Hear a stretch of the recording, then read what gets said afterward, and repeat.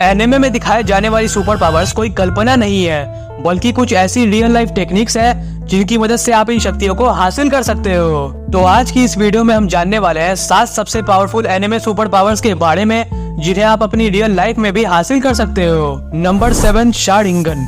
Sharingan Naruto की एक ऐसी पावर जिसे हर एक नारुतो फैन पाना चाहता है। शारिंगन हमें देता है हाइपर अवेयरनेस, भविष्य देख पाने और माइंड रीडिंग जैसी शक्तियाँ जिन्हें पाना रियल लाइफ में भी पॉसिबल है थर्ड आई एक्टिवेशन की मदद से। शारिंगन का मतलब होता है डीपर परसेप्शन, यानी कि दुनिया को उस नजर से देख पाना जैसे आम लोग नहीं देख पाते हैं। शारिंगन की शक्ति को हासिल करने के लिए आपको अपने थर्ड आई चक्र को एक्टिवेट करना होगा। जब ये चक्र एक्टिवेट होता है तब आपका दिमाग और आपकी आंखें दोनों ही एक स्पिरिचुअल सेंसर्स बन जाते हैं। आप किसी भी चीज को नॉर्मल से ज्यादा महसूस कर पाते हो और इसी स्टेज में आगे आपको मिलती है माइंड रीडिंग और भविष्य देख पाने जैसी शक्तियाँ। शारिंगन की शक्ति को हासिल करने के लिए आपको इन 3 टेक्निक्स को फॉलो करना होगा। Number 1, mirror gazing. रात को सोने से पहले डिम लाइट में किसी भी आईने के सामने खड़े हो जाए और अपनी आंखों में तब तक देखते रहे जब तक कि आपको अजीबोगरीब पैटर्न्स और इल्यूजन्स दिखाई देने न लग जाए। Number 2, trataka meditation. एक जलती हुई मोमबत्ती या फिर एक बिंदु को तब तक देखते रहे जब तक कि आपकी आंखों से पानी निकल न जाए। Number 3, mind prediction exercise. लोगों के चाल ढाल, उनके हाव भाव और उनके बॉडी लैंग्वेज को बिना ज्यादा रिएक्ट किए हुए महसूस करने की कोशिश करें और ये गेस करने की कोशिश करें कि उनका अगला मूव क्या होने वाला है। ये सारी की सारी एक्सरसाइजेस आपके थर्ड आई को एक्टिवेट करके आपके फोकस को काफी हाई लेवल तक ले जाएंगी और आप बिल्कुल शारिंगन जैसी ही शक्ति को हासिल कर पाओगे। Number 6, fire power, pyrokinesis. Anime में फायर देखते ही अवतार से ज़ुको की याद आ जाती है, लेकिन क्या आपको पता है कि रियल लाइफ में भी फायर कंट्रोल जैसी पावर पॉसिबल है पायरोकिनेसिस की मदद से, जिसकी मदद से आप आग को अपने काबू में कर सकते हो। हर एक इंसान के बॉडी में एक इलेक्ट्रोमैग्नेटिक फील्ड होती है जिसे हम बायोफील्ड कहते हैं। जब आप कड़ी ट्रेनिंग और प्रैक्टिस की मदद से इस बायोफील्ड को काबू में करना सीख जाते हो तब आप एक्सटर्नल ऑब्जेक्ट्स के मॉलिक्यूल्स को इफेक्ट कर सकते हो, जैसे कि फायर एनर्जी को। आग का डायरेक्ट कनेक्शन होता है आपके मणिपुरा चक्र से, जो कि आपके नाभि के पास वाली जगह पर मौजूद होता है। इसलिए अगर आपको पायरोकिनेसिस को सीखना है तो इसके लिए आपको अपने मणिपुरा चक्र को एक्टिवेट करना होगा। पुराने जमाने के योगीज और गुरु लोग जो थे वो बिना जले हुए आग के ऊपर बैठ जाया करते थे। वो लोग ऐसा इसलिए कर पाया करते थे क्योंकि उनका मणिपुरा चक्र जो है वो फुल्ली एक्टिवेट हुआ करता था। फायर पावर यानी कि पायरोकिनेसिस को सीखने के लिए आपको इन 3 टेक्निक्स को फॉलो करना होगा। Number 1, candle flame focus. एक मोमबत्ती जलाएं और उसकी आग को काबू में करने की कोशिश करें, उसे जलाने और बुझाने की प्रैक्टिस करें। Number 2, solar energy absorption.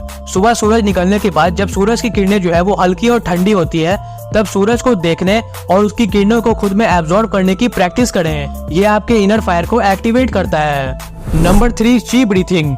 गहरी सांसें लें और सांसों को छोड़ते वक्त ऐसा विजुअलाइज करें कि आपके हाथों से एक हीट निकल रही है और 10 से 15 बार ऐसा करने के बाद आपको अपने हाथों के बीच में एक गर्म ऊर्जा महसूस होगी, जो कि कुछ और नहीं होगा बल्कि आपका फायर ची बॉल होगा। Number 5, demon slayer breathing technique.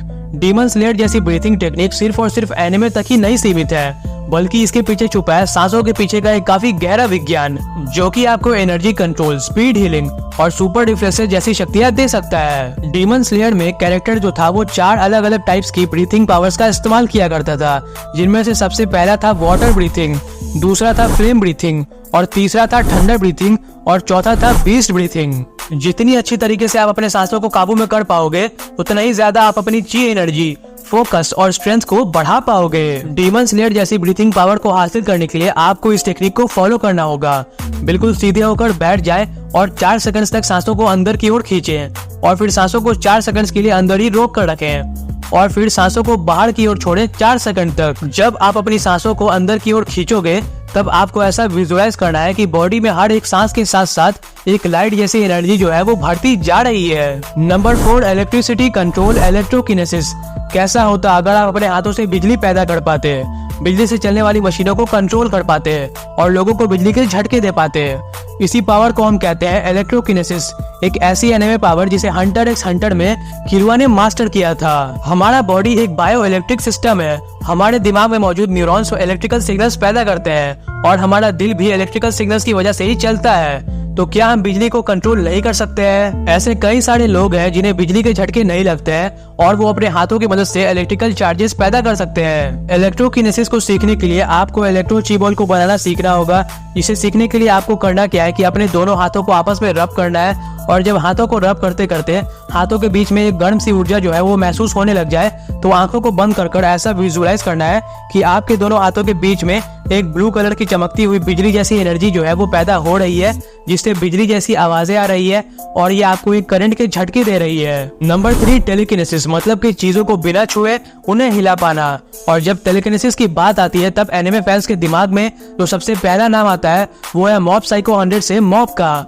आम सा दिखने वाला एक ऐसा लड़का जिसके पास इतनी सारी शक्तियां थी कि वो कुछ भी कर सकता था। रियल लाइफ में नीना कोलाजिना नाम की एक रशियन औरत जो थी वो सचमुच में टेलीकिनेसिस को कर सकती थी, जिसका सबूत मैंने पहले भी अपनी वीडियोस में कई बार आपको दिया है। टेलीकिनेसिस को सीखने के लिए आपको अपने ब्रेन वेव्स को काबू में करके उन्हें इतना ज्यादा स्ट्रॉन्ग बनाना होगा कि वो बाहर की चीजों को हिला सके।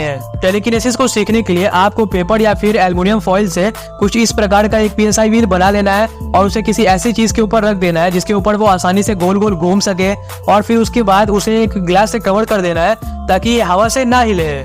फिर इसके बाद आपको अपने दोनों हाथों को रब करके PSI व्हील के पास ले जाना है और उसे हिलाने की कोशिश करनी है। टेलीकिनेसिस को सीख पाने में आपको कितना ज्यादा समय लगेगा ये आपको कोई भी नहीं बता सकता है। सब कुछ आपके फोकस और विल पावर के ऊपर डिपेंड करता है।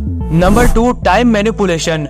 अगर आप टाइम को स्लो कर सके या फिर उसे रोक सके या फिर फ्यूचर में जा सके तो आप इस पूरे ब्रह्मांड के सबसे ज्यादा पावरफुल इंसान बन जाओगे।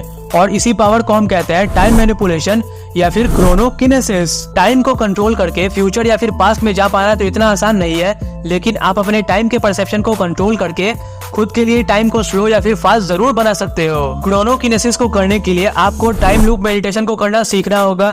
इसे करने के लिए बस आपको करना क्या है कि आप जब भी कोई भी काम कर रहे होते हो तब आपको उस काम में पूरी तरीके से खो नहीं जाना है, बल्कि बाहर निकलकर उसे देखने और महसूस करने की कोशिश करनी है। जैसे कि आपको हर एक चीज को स्लो मोशन में देखने और महसूस करने की आदत डालनी है। बहुत सारे एथलीट्स और स्पोर्ट्स पर्संस का ये कहना है कि जब वो मैचेस खेल रहे होते हैं तब उनके लिए टाइम यानी कि समय जो है वो स्लो हो जाया करता है। ऐसा इसलिए होता है क्योंकि उस समय उनके दिमाग की प्रोसेसिंग स्पीड जो है वो काफी ज्यादा फास्ट हो जाया करती है।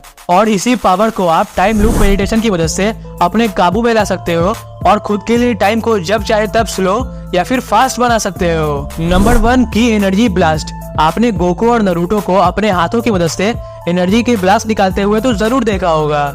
इसी पावर को हम बोलते हैं की एनर्जी ब्लास्ट। की एनर्जी जो है वो कुछ और नहीं बल्कि आपके अंदर पहले से ही मौजूद ची एनर्जी होती है, जिसे सिर्फ और सिर्फ आपको काबू में करने की जरूरत होती है। जब आप अपने अंदर के डर, गुस्से और दर्द को पूरे तरीके से काबू में करना सीख जाते हो तब यही डार्क एनर्जीज जो है वो आपकी की एनर्जी का रूप ले लेती है। की एनर्जी ब्लास्ट करने के लिए सबसे पहले तो आपको ची बॉल को बनाना सीखना होगा और फिर उसे इतना ज्यादा शक्तिशाली बनाना होगा कि वो आपका एक हथियार बन सके और आप खुद के बचाव के लिए उसका इस्तेमाल कर सके। अगर आपको ची बॉल को बनाना सीखना है तो आप मेरी इस वीडियो को जाकर देख सकते हो और इस वीडियो को लाइक कर नीचे कमेंट करें और बताएं कि आप इन सातों में से कौन सी पावर को पाना चाहते हो और क्या आपको इस वीडियो का सेकंड पार्ट चाहिए। और इस वीडियो को अपने फ्रेंड्स एंड फैमिली तक शेयर करें और सब्सक्राइब कर नीचे बने बेल आइकन को दबाना मत भूलना।